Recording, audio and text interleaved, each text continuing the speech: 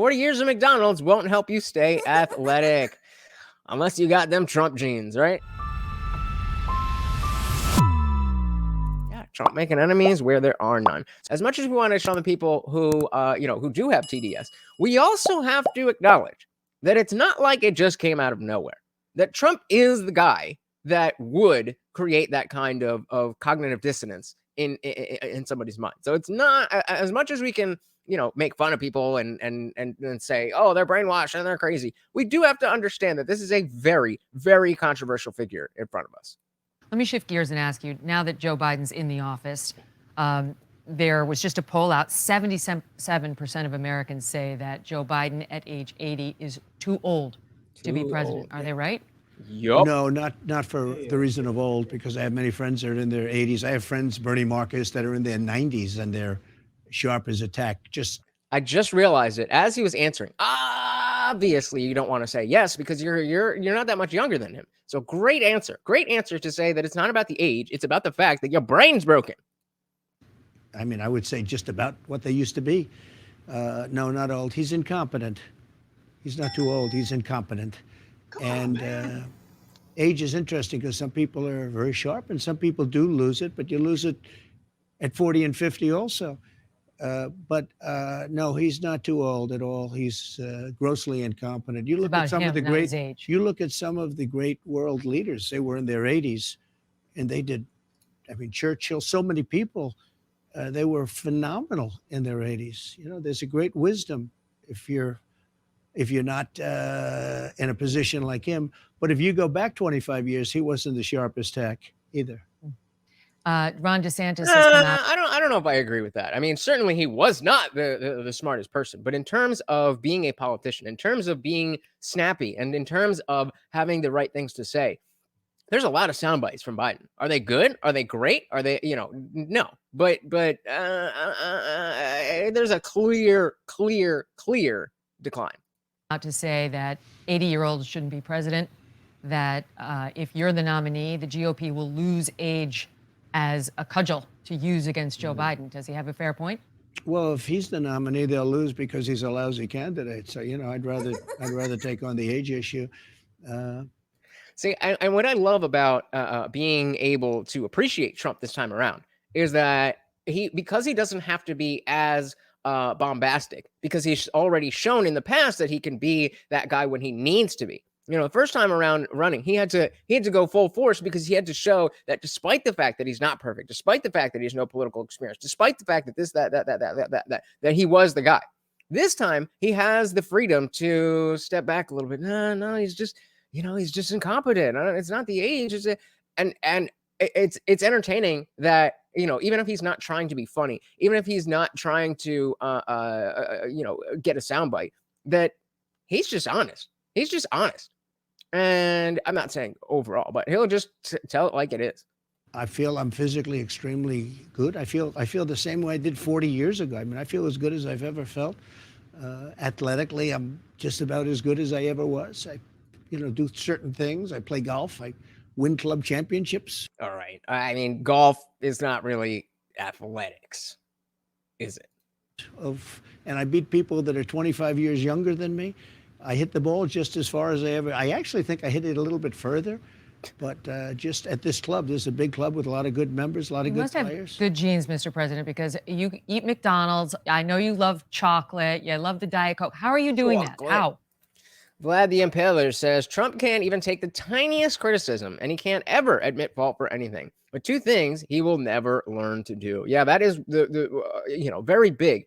And I assume that Megyn Kelly is going to be talking about COVID stuff, and that's really what I want to see. Is he going to realize that, despite the fact that he had the best of intentions, that that the project itself of Project Warp Speed was a very successful thing, that the way his vaccine was used was not in the way that he would have wanted or that we would have wanted? Is he going to say, no, it was perfect, we have the best vaccine, it went so fast, it saved so many lives and so many people?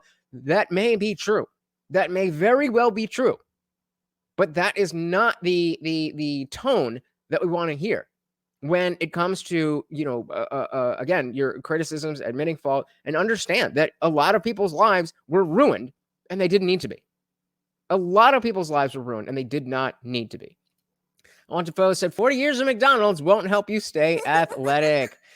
Unless you got them Trump genes, right? Trump's genes are just something else. Eating McDonald's all day, damn near 80 years old and sharp as a tack. And even said my favorite Biden sound bites are all the racist ones, the blatant plagiarism, and the completely obvious lies. Good one. Golf is definitely not the most athletic sport. Xander says, I like Trump, but he's also too old. We should have younger people leading the nation. I give Trump a pass because it's him, but anyone else his age would not have my vote. I agree with you. I think that, in general, 80 is too old. It is too old. And I don't remember, I think I was talking to Nick about this, but I think what's going to happen is that millennials are going to do the same kind of thing that the boomers have done and just grab onto power. When you think about and I mean, I'm kind of going off on a little tangent here, but when you think about what's going on in elementary schools where kids are just so far behind, then why would millennials who are the millennials who know what's good, not the millennials who are, I'm adulting, I have time blindness, not those millennials. There is a split, but that split doesn't seem to exist in Gen Z and Gen Alpha. Yeah, Trump is truly the spitting image of health. Yeah, I wouldn't take health advice from him. But yeah, all these kids they're not able to read, they're not able to comprehend, they're not able to interact. And so I think the same problem that we have now with all these octogenarians being in office, I think that's going to be the same thing in 50 years. I think the people that we start electing in, for better or worse, the AOCs, the Matt Gaetz, the Laura Loomers, the Lauren Boeberts, all these people, I think they're still going to be office in 50 years. Yeah. Oh my God, that time blindness. Remember you remember that? Did you watch that with the TikTok? Oh my God. All right, let's see. At this club, there's a big club with a lot of good members, a lot of good players. Biggest club ever. Good genes, Mr. President, because you eat McDonald's. I know you love chocolate. You love the Diet Coke. How are you doing that? How? Well, it's really a parental thing, much more so than I believe in the racehorse theory. Fast horses produce fast horses. I mean, it's what? Fast horses produced fast horses.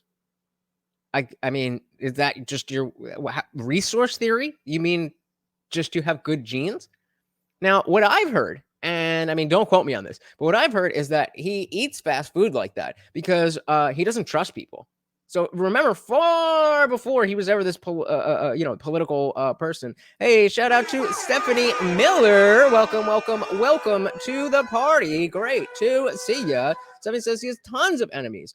All want to lock him up. He doesn't act like a politician because he is not a politician. And I think that is exactly what we need. Politicians just keep screwing us over. Well said. Well said. Welcome to the party, Stephanie Miller. Xander said, I'm a homo, but Megyn is a hot MILF. Agreed. Melted My Media said the power vacuum in the next 10 years is going to be crazy. Look at all these politicians that are having Biden moments. Yep. Remember Mitch McConnell. Ooh, interesting. Is he pushing Trump Jr. with the fast horses, produce fast horses? Interesting take. I like that. David says Trump embodies all the worst aspects of politicians. Again, fair to have that opinion, but gravely disagree. But no, I'm saying that the reason that I've heard, again, I don't fact check me on this, but the reason that I've heard that he goes and eats a lot of fast food is because he doesn't trust people to handle his food properly. So if you go to a restaurant where they're, just making it on demand, then, anybody could do whatever. Oh, it's Trump. He could do this. And even before he was in politics, he was a shiesty businessman. He was not like a nice person. This is what I tell you guys all the time.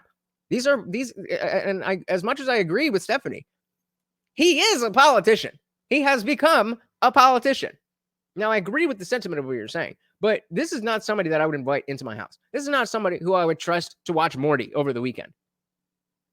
but run the country, you're goddamn right I would. You're goddamn right. So yeah, he he knows that if he goes into a McDonald's and he orders a double whatever without cheese, and they're gonna make it right there, and he can watch it and he can see. So I don't know if that's real, but that's what I've heard. Shout out to Nicholas. Welcome to the party. Glad to see you, brother. Welcome.